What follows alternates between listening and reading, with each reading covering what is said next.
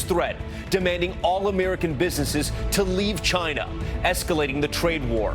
Tonight, the president saying he has the power to do it. Also breaking right now, the tropical threats triggering heavy downpours, a reported tornado touching down, and the storm now being tracked that could turn into a hurricane. The dangerous lightning strike caught on camera. Sam Champion standing by. Royal regret, Prince Andrew personally acknowledging his friendship with accused sex trafficker Jeffrey Epstein. What he's saying tonight about his visits to Epstein's many residences.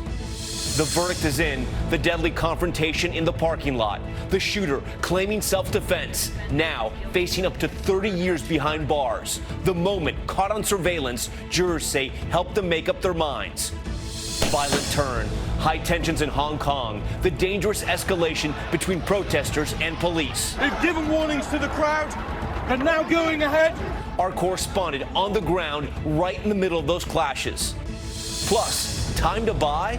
With fears of economic turmoil and stock market whiplash, why some say now is a great time to purchase or sell a home. From ABC News, this is ABC World News Tonight. And good evening. Thanks for joining us on this Saturday. I'm Tom Yamas. We begin tonight with some breaking news that's just come in. A dangerous lightning strike at a major PGA event, the Tour Championship at East Lake Golf Course in Georgia. That massive lightning strike caught on camera. You see it right there. This is just east of Atlanta. At least 6 people reported injured. Many of them have been rushed to the hospital. Sam Champion joins us now in studio with the details still coming in. Sam? Still coming in, Tom. And as the PGA is saying that they say that these injuries don't appear to be life-threatening. However, these lightning strikes, 2 of them appear to have happened just outside the heavy rain shield of the storm. They had already called for lightning. They were asking people to leave the area. But again, that lightning struck during the area. So this is our big concern about big summer storms, and that is that people are out and about during these storms. It's when they're really likely to get injured. And it took so many by surprise, those people being treated right now in hospitals. Sam, there's another big weather story we're following. We're watching the tropics right now. We're watching the tropics, and we've got a large area of storms that'll be going overnight into Kansas and also Oklahoma, Tom. There's a tornado watch out now in this area of storms that's in Kansas and Oklahoma. We'll watch that for the overnight. It could be some heavy rain all the way into what could be Alabama and the Gulf Coast as well. Then the 2 areas in the tropics, we're looking at Florida off the coast. So I'm asking the coastal residents in Florida, the Carolinas, and even Georgia there to watch for that heavy rain and even some beach erosion because of that developing system. It's likely to pass offshore. This, however, recently named Dorian, it could be a hurricane. By the time we get into Wednesday on into Thursday, it could be a Category 1. It's not favorable for development. It's going to encounter a lot of shear here. But the big headline here is Puerto Rico. Remember, Maria 2 years ago does not need a Cat 1 or any storm moving across the area, Tom. So we'll be watching it. The next few days so important. Very critical. All right, Sam, thank you. Now to the major meeting of world leaders overseas against a backdrop of rising global tensions. President Trump and his wife Melania in France for that G7 summit as economic and political turbulence intensifies internationally. And just before leaving, the president escalating his trade war with China, reinforcing his threat to force American businesses out of there, fueling worries about sending the global economy into recession. ABC News Chief White House correspondent Jonathan Karl with the president in Biarritz, France, starting us off tonight. President Trump has arrived in France for a summit meeting with America's most important economic allies, amidst turmoil in the markets and worries about a global recession. But as he left Washington, the president insisted he's not concerned. Our economy is doing great. We're having a little spat with China, and we'll win it. We put a lot of tariffs on China. It was the president who spooked the markets by threatening to impose even more tariffs on China and issuing a bizarre order to American companies to stop doing business there. And then overnight, on his way to France, he threatened new tariffs on the French, too. I don't want France going out and taxing our companies. Very unfair. And if they do that, we'll be taxing their wine or doing something else. That set the tone for what is expected to be a tense meeting in the coastal resort of Biarritz, France. But in his first meeting with the French president, President Trump signaled optimism. Everybody's getting along, and I think we'll accomplish a lot this weekend. Even before the president landed, the European Union's top official here criticized President Trump on several fronts, including Iran, Russia, and tariffs, threatening to hit back at the United States. The last thing we need and we want is confrontation, especially with our best ally, the United States. Trade war with China alone is already hitting U.S. consumers. Even before the new tariffs were announced yesterday, J.P. Morgan estimated American families will pay an average of $1,000 a year because of the higher tariffs on China. After the president tweeted Friday that he had, quote, hereby ordered American companies to stop dealing with China, the stock market tumbled more than 600 points. He said he wasn't concerned about that either. Not at all, not at all. We're at 25,000, so don't tell me about 600 points. All right, Jonathan Karl is traveling with the president. He joins us now live from Biarritz, France, where it's all happening. And John, we heard in your report there, the president ordered U.S. companies to stop dealing with China. Now President Trump's doubling down, saying there's actually a Presidential Powers Act on the book that gives him that authority. He said that today. He cited the 1977 law called the International Emergency Economic Powers Act. But, Tom, this law has never been used for anything remotely like what the president is talking about. And if he tried to do it, Congress could stop him. And the bottom line is I see no indication that the administration is doing anything to prepare for such a move. As you know, this is a president who likes to make big threats as a negotiating tactic. Jonathan Karl from Biarritz, France tonight for us. Jonathan, thank you. Now to the growing scrutiny into the relationship between Prince Andrew and Jeffrey Epstein. The Duke of York said to be seen here on video at the door of the disgraced financier's home as a woman departed. You see him there. Prince Andrew now speaking out about his longtime friendship with the accused sex trafficker who recently took his own life. The prince expressing regret tonight. Here's ABC's Julia McFarlane. Tonight, the concerted effort by Buckingham Palace to limit the fallout surrounding Prince Andrew, plunging ever deeper into the Jeffrey Epstein scandal.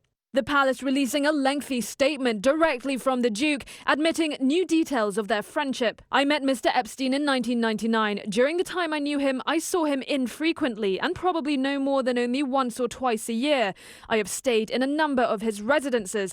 At no stage during the limited time I spent with him did I see, witness or suspect any behavior of the sort that subsequently led to his arrest and conviction. It was only 6 days ago the palace issued denials that Andrew knew of Epstein's crimes, following the release of this video obtained by the Mail on Sunday, appearing to show Andrew inside Epstein's Manhattan home in 2010, after the financier had been released from prison. In today's statement, the Duke calls his later association with Epstein a mistake and an error. The Queen spotted with the Duke on the way to church, possibly another attempt at damage control. These efforts all coming as the Epstein scandal grows further internationally. The French prosecutors now opening preliminary investigations of child rape charges. More lurid allegations against Epstein, dragging the British royal family into a PR nightmare that they are now trying to contain. Tom? Julia, thank you. Now to a major court case back here at home making headlines tonight. The man caught on camera in a Florida parking lot claiming self-defense, now heading for jail. What the jury saw in this video right here that appears to have brought them to the verdict. The latest from ABC's Stephanie Ramos. Tonight, the family of an unarmed man shot dead in a Florida parking lot says justice has been served hours after a jury convicted the killer of manslaughter after he claimed self-defense. I went home last night. I had woke up little Marquise, and I said, baby, we got justice for daddy. The defendant is guilty of manslaughter as charged. That verdict coming 1 year after this argument outside a convenience store in Clearwater last summer. In this surveillance footage, you can see Michael Draka approach a car parked in a handicap spot. Marquis McLaughlin is inside the store at the time with his son, while his girlfriend and 2 small children are waiting in that car. According to police, Draka confronts the girlfriend about parking in the space without a handicap permit. When McLaughlin walks outside and sees the argument, you can see him shove Draka away from the car and to the ground. Draka then pulls out a gun. McLaughlin pauses and even takes a few steps back, but Draka opens fire, shooting him in the chest. That pause was the moment, one juror says, sealed Draka's fate. I think there was a pause between the point where he realized he had hit the ground and pulled his weapon, between that and when he fired, and I think that gave him a chance to not kill him. In this interrogation video played during the trial, Draka explains what led up to the deadly encounter. Every day there's somebody pulled in the handicap spot there. I have a pet peeve about it. Initially, police said Draco was protected by Florida's Stand Your Ground law, but the state prosecutor disagreed, charging him weeks later with manslaughter. Draco is facing up to 30 years in prison when he's sentenced in October. Tom.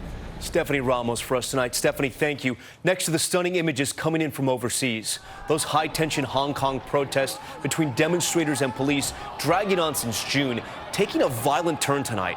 The intense tear gas clashes spilling through the streets of a city on edge, with ABC senior foreign correspondent Ian Pannell and his crew right in the middle of it.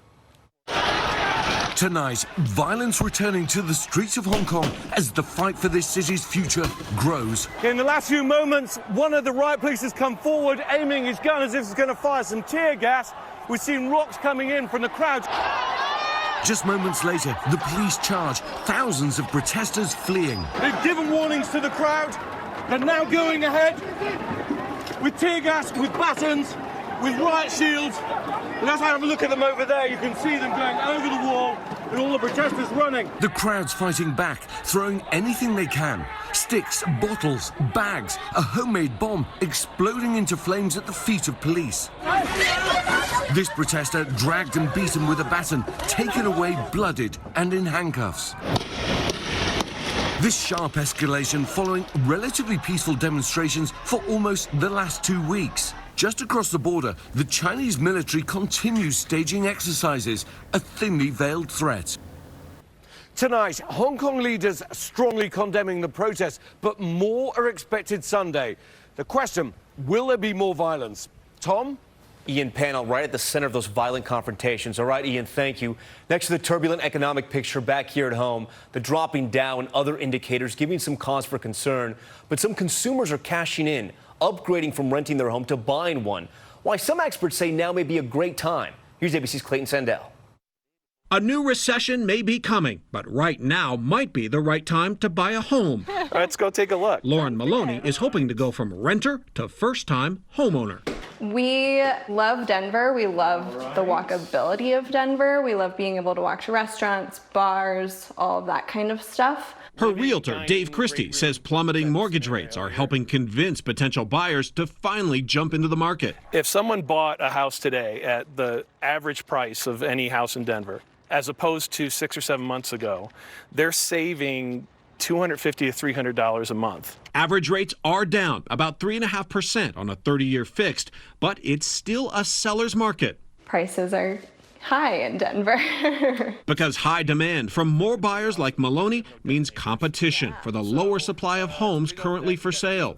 There's still a huge demand for housing that's in that what we would call affordable 300, 400, in that area. Christie's advice for buyers is research what you can afford and get pre-approved for a loan, because when locking in the right mortgage rate, timing is everything. If there is a recession, the experts tell us there's also a silver lining. A downturn can mean more homes for sale, and that can help turn it into a buyer's market. Tom? Clayton Sandell for us. Clayton, thank you. Next, this weekend marking 400 years since slavery first began in this country. One family now learning of their own personal connection to the first slaves and the push to make sure that legacy is never forgotten. ABC's Zachary Keish now with that story. This cemetery is part of our country's history that you won't find in most textbooks. These 3 words, African American female, etched on a tombstone, a reflection of the indignity of being forgotten. But tonight, the push to make sure their names are remembered goes on. It's believed that members of the first African families brought to America as slaves 400 years ago this month are buried here in Virginia. The first Africans arrived here and would have walked up the road right behind us. Slaves? Yeah. Records show the first slave, a woman known as Angela, was brought from Angola to Jamestown Island in 1619. Wanda Tucker and her family believe William Tucker, the first African baby to be baptized in America, is their ancestor. 400 years later, we're telling these stories, and we need to be acknowledged for our contributions for the building of America. In recent years, the family used ground sensing technology to scan the Tucker family cemetery, in the process discovering the remains of over 100 African Americans. Many hope this work will bring healing. What do you pull from knowing your history? I can trace